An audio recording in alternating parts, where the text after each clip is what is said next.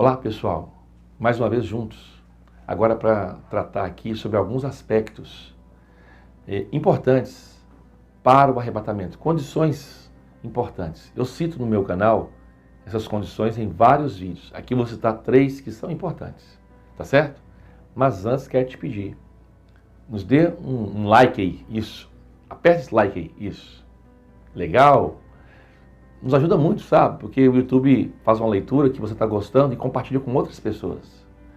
E também eu queria te pedir, se você não é inscrito, se inscreva, tá certo? E deixe aqui seus comentários no rodapé se você assim quiser. Então vamos lá então. Lucas 21, 34, diz assim: Olhai por vós, não aconteça que os vossos corações se carreguem de glotonaria, de embriaguez e dos cuidados dessa vida, e venha sobre vós de improviso aquele dia. Então, Jesus está falando aqui com seus discípulos. Ele não está falando aqui com incrédulos, né? E aí, essa palavra, aquele dia, é algo muito significativo, né? Aquele dia irá ocorrer de maneira repentina, né? E aqueles que não estão atentos ou apercebidos serão pegos de surpresa. Então, aqui a gente vê que o Senhor irá levar, será arrebatado, somente aqueles que estiverem preparados. Aqueles que estiverem o quê? Maduros, né? Deixa eu dizer uma coisa aqui. Lendo o texto, você pode dizer assim: pastor, eu não tenho nenhum problema com embriaguez ou glutonaria. Embora embriaguez aqui e glutonaria tenham um aspecto espiritual. Alguém embriagado espiritualmente é alguém intoxicado com o vinho do mundo. Lembrando que em Apocalipse 14, versículo 17 a 20, o mundo é chamado de videira, porque o mundo ele tem o objetivo de proporcionar prazeres para as pessoas, para enganar as pessoas, né? Distrair as pessoas, entorpecer as pessoas da realidade espiritual. Então, você pode falar assim: eu não tenho esse problema, pastor. Ok, mas a grande questão é, e as preocupações desse mundo? Os cuidados dessa vida? Não são necessariamente coisas ilícitas, não são coisas imorais. Aqui é comer, beber, trabalhar, né? Tem pessoas que estão sendo absorvidas espiritualmente, o fulgor da vida espiritual está sendo extraído dessas pessoas em função de que elas estão vivendo somente pelos cuidados dessa vida, somente pelas preocupações dessa vida. A pessoa não tem tempo para Deus. A pessoa não consegue administrar o seu tempo para ter um devocional com Deus. Ela diz assim: eu não tenho tempo, mas tem tempo para tudo menos para Deus. Mateus 6,33 é completamente ignorado, isso por filhos de Deus, cristãos. E aí você descobre o seguinte, que as pessoas querem crescer espiritualmente, mas não tem como, né? A vida precisa ser o quê? Cuidada, né? A semente, que é o grão de trigo, tem que ser aqui, aguada, adubada, né? Tem que ser cuidada para que haja um desenvolvimento espiritual. Então em Lucas 21, 35 diz assim: porque virá como um laço sobre todos os que habitam na face de toda a terra. Virá como um laço. Esse laço aqui lembra o laço do passarinheiro, né? Repentinamente vai pegar as pessoas, e esse pega é o pé, porque tem a ver com a conduta. Pessoas que estão andando na carne e não no espírito. Apocalipse 3,10 vai dizer lá: porque guardaste essa palavra da minha perseverança, eu também te livrarei da provação que há de vir sobre o mundo inteiro, né? E aqui, sabe que a Bíblia fala: orai e vigiai, né? Orar e vigiar é um exercício espiritual executado por aqueles que são o quê? Filhos de Deus, tá certo? Então ele diz: orai e vigiai.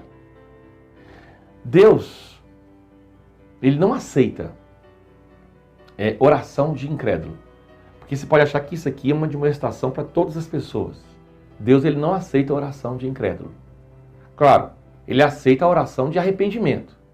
Mas se uma pessoa faz uma oração de arrependimento, é um incrédulo, e faz uma oração de arrependimento, já não é mais incrédulo. Concorda comigo?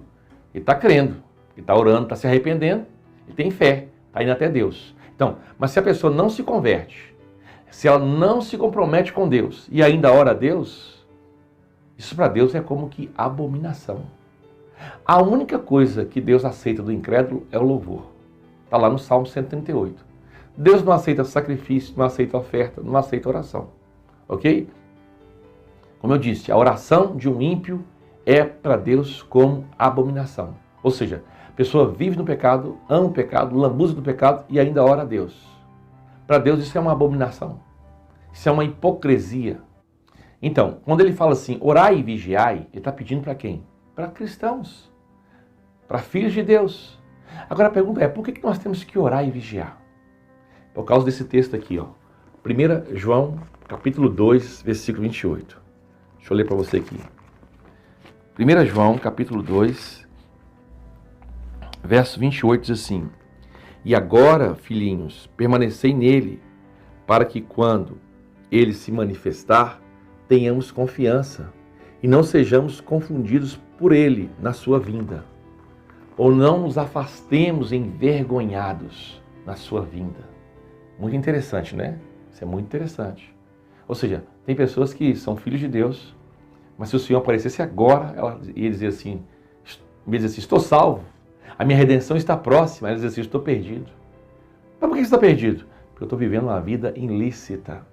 Porque eu tenho vários assuntos não tratados, não resolvidos na questão sexual, na questão de finanças, na questão da minha conduta. E para mim vai ser um pesadelo. Eu vou me envergonhar do Senhor, que é a verdade, que esquadrinha e sonda todos os corações e sabe as intenções do coração. E por falar de intenção do coração, eu quero encerrar aqui com algo muito importante.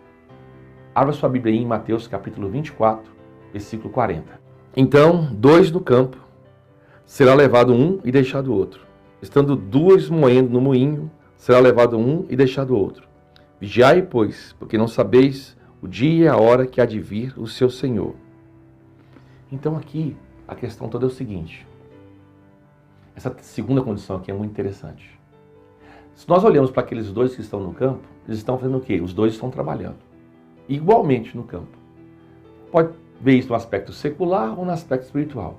A verdade é que os 2 estão na mesma condição. Os 2 no campo, os 2 no moinho. A Bíblia quer mostrar que eles estão na mesma condição de trabalho. Externamente estão fazendo a mesma coisa. Porém, um será levado e o outro será deixado. Por quê? Isso é importante, tá vendo? Por quê? O que diferencia um do outro? Por que os 2 não foram levados ou deixados? Por que um foi arrebatado e o outro ficou? É o que a gente ensina. Tem a colheita das primícias, daqueles cristãos que estão maduros, e aqueles que vão ficar para a grande tribulação para amadurecer, que é a ceifa. Mas por que um foi tomado e o outro foi deixado? É porque aqui, embora externamente eles estão fazendo a mesma coisa, um tem uma intenção, uma motivação do coração diferenciada. E o Senhor olha a intenção. Vou dizer uma coisa, tem muitos cristãos que estão servindo a Deus erradamente, mas com uma intenção correta. Deixa eu repetir. Tem muitos filhos de Deus que estão servindo a Deus erradamente, porém com uma intenção correta. Amando o Senhor, sabe, se devotando ao Senhor. E o Senhor olha para o coração. E tem muitos filhos de Deus servindo a Deus corretamente com uma motivação errada. E servir corretamente é externamente falando, né? É claro, se está servindo corretamente, está corretamente. Mas externamente apenas. A pessoa está fazendo tudo certinho, mas a motivação dele não é sã, não é boa, não é pelo amor. Está querendo se autoproduzir, chamar atenção, ser reconhecido, ser ovacionado, né? Para desencargo de consciência, né? Está fazendo porque as pessoas também estão fazendo. Maria vai com as outras. A pessoa não está servindo a Deus por si. Ela faz em função de que o outro veja. E o Senhor vai julgar a motivação e a intenção dos corações quando Ele vier. Então aqui a grande questão que eu queria deixar bem claro para você aqui, o grande crucial de diferença entre um e o outro é a intenção do coração, a motivação. Lá em Colossenses 3, 23 diz, tudo que façamos que como para o Senhor. E a Bíblia fala que o Senhor, quando vier, vai julgar a intenção e a motivação dos corações. Tá certo? Que possamos fazer a obra de Deus com toda a motivação e intenção correta possível. Deus abençoe e até o próximo vídeo.